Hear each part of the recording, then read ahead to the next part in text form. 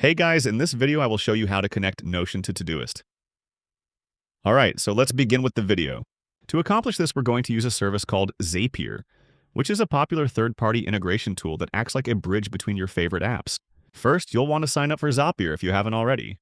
Once you've signed up, we're ready for the next step, which is connecting both Notion and Todoist to your Zapier account. Now that everything is linked, it's time to create what Zapier calls a Zap. Click on Create and select Zap. A zap is essentially an automation, a set of instructions that tells your apps what to do with each other.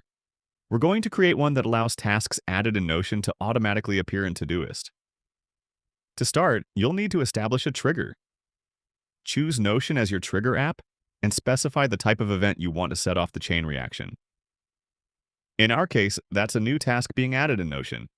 With your trigger set, it's time to configure what happens next. We're going to set Todoist as the action app. This means whenever the specified trigger occurs in Notion, Todoist will perform an action, such as creating a task within a specific project.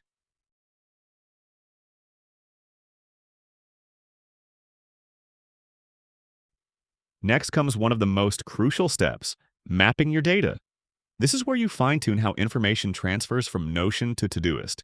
Finally, it's time to turn on your Zap. With a single click, it goes live. And that's it.